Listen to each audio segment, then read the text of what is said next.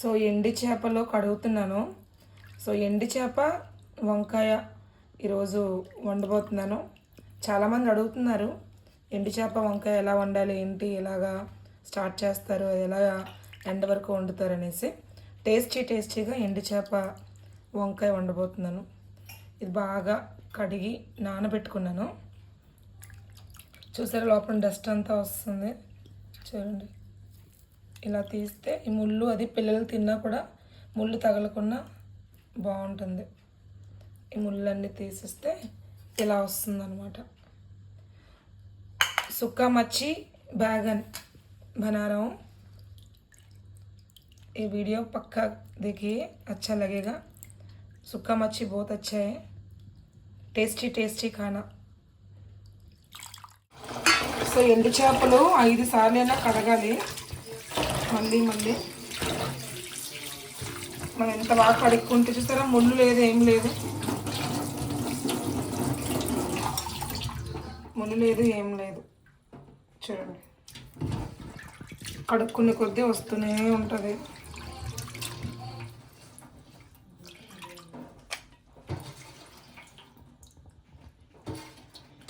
ఇవి కవ్వళ్ళు, ఎండు కవ్వళ్ళు.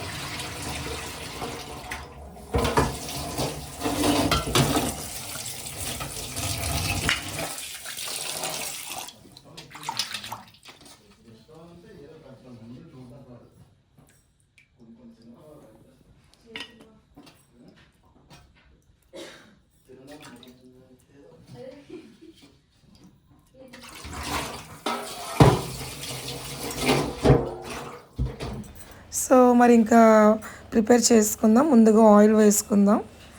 ఆయిల్ తగినంత వేసుకోవచ్చు. ఇది నార్మల్గా ఫ్రై చేయడానికి ఎండు చేపల్ని ఎక్కువ ఆయిల్ వేసుకునే వాళ్ళు ఎక్కువ వేసుకుంటారు. నేను తక్కువ వేసాను, అంటే స్పూన్ చిన్నదే. సో మీడియం ఫ్లేమ్లో పెట్టుకొని ఎండు చేపలు వేసుకొని బాగా వేపుకోవాలన్నమాట. ఎందుకంటే ఎండు చేపలు తీసేసిన తర్వాతే మనం వంట అనేది చేసుకోవాలి కాబట్టి ఎండు చేపలు బాగా వేపుకున్న తర్వాత రియల్గా పడుతుందని మీకు ఎటువంటి ట్యూబ్స్ అవి పెట్టట్లేదు. ఎలాగైతే కుక్ చేసానో అలాగే పడుతున్నాను. నా లైక్ చేయండి, నా వీడియోస్ లైక్గా అవుతాయి. నా వీడియోస్ నచ్చి మెచ్చి నన్ను కూడా సపోర్ట్ చేయండి. పసుపు వేసుకున్నాను అండ్ చిన్న కారం వేసుకున్నాను. ఆల్రెడీ ఉప్పు ఉంటుంది కాబట్టి ఉప్పు చూసుకొని వేసుకోండి. మనం కొంచెం బాగా కడుక్కొని వేసుకున్న ఉప్పు అనేది ఉండిపోద్ది ఎండు చేపలకి. చిన్న పసుపు కారం వేసుకున్నాను. हल्दी और मिर्ची पाउडर डाला मैंने, क्योंकि नमक रहेगा इसीलिए नमक नहीं डाला मैंने. इसी में नमक रहता है ना. అది బాగా డీప్ ఫ్రై అయిన తర్వాత మనం పక్కకు తీసేసుకుందాం. చూసారా ఆయిల్ మొత్తం ఇంకిపోయింది.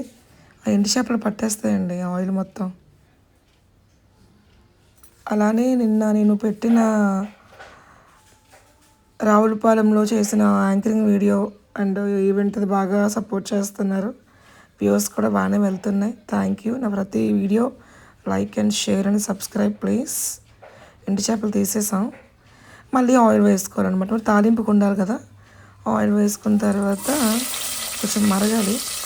మరిగిన తర్వాత ఉల్లిపాయలు పచ్చిమిరపకాయలు ముందు వేసుకుందాం. అది బాగా ఫ్రై అవ్వాలి. ఇప్పుడు కొంచెం ఫ్రై అయ్యింది కాబట్టి మరి ఇంకా కర్రీస్కి రాని ఎవరు రెడ్గా ఉండే టొమాటో వేసుకొని ఫ్రై చేసుకుందాం. ఉల్లిపాయ, పచ్చిమిరపకాయ, टमाटो, प्याज और मिर्ची और टमाटर डाल के डीप फ्राई करना. बहुत डीप फ्राई करने का బాగా వేపాలి. వేగిన తర్వాత నీరంతా లాక్కుంది కాబట్టి నేనైతే ఎక్కువసేపు మగ్గిస్తాను. పసుపు తగినంత ఎక్కువ వేసుకుంటాను. పసుపు వేసుకుంటే బాగుంటుందండి ఏ కర్రీస్లో అయినా. పసుపు వేసుకున్న తర్వాత కారం వేసుకుంటున్నాను.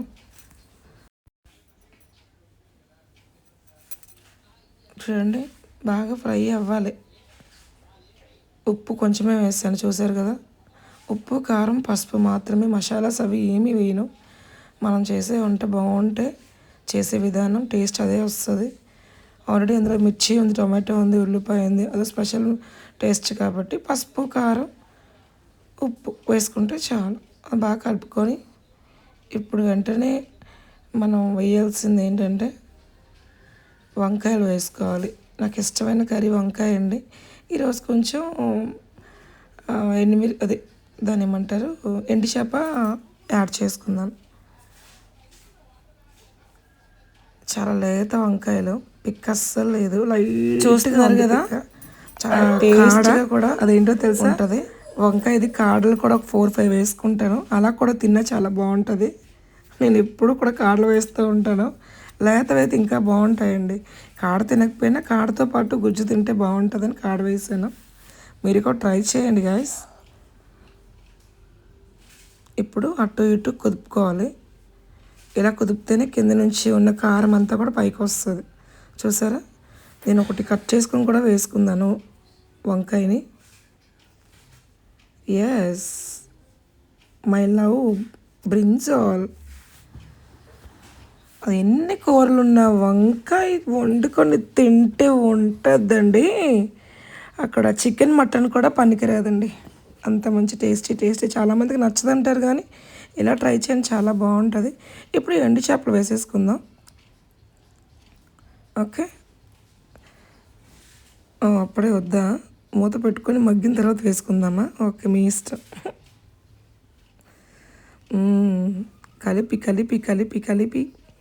కలిపిన తర్వాత కొంచెం మగ్గాయి దగ్గరికి. ఇప్పుడు ఎండు చేపలు వేసుకుందాం.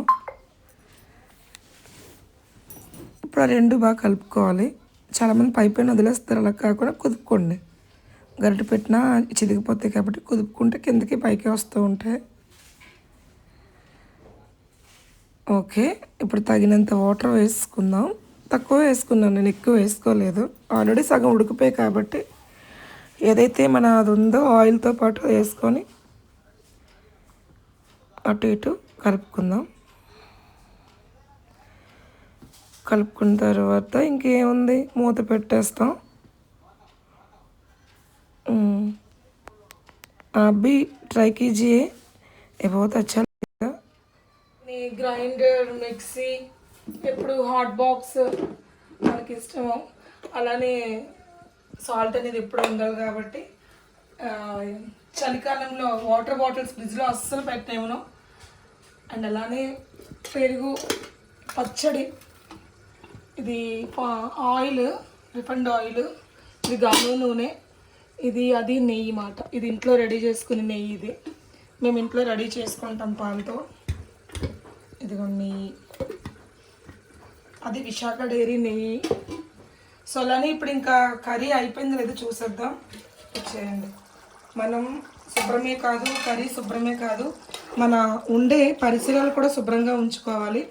అండ్ అలానే నేను ఇప్పుడు చాలా కిచెన్ అనేది నీట్గా పెట్టుకుంటాను. చూసారా మా కిచెన్ ఎంత నీట్గా ఉంచాను. కమెంట్ చేయండి, లైక్ చేయండి. ఈ కర్రీ అయితే మాత్రం చాలా బాగుంటుంది, ఇలా ట్రై చేయండి. ఎండి చేప వంకాయ. ఉప్పు ఎక్కువ వేసుకోవద్దు, ఎందుకంటే ఆల్రెడీ ఉప్పు అనేది మళ్ళీ చెప్తున్నాను ఎండు చేపలో ఉంటుంది కాబట్టి ఎప్పుడు వేసుకున్నందుకు కాకుండా కూరలో కొంచెం తగ్గించి వేసుకోండి. సూపర్ ఉంటుంది అనుకుంటున్నాను. టేస్ట్ చేసి మీకు చెప్తాను ఎలా ఉందో. మీరు కూడా ట్రై చేయండి ఎండు చేప వంకాయ.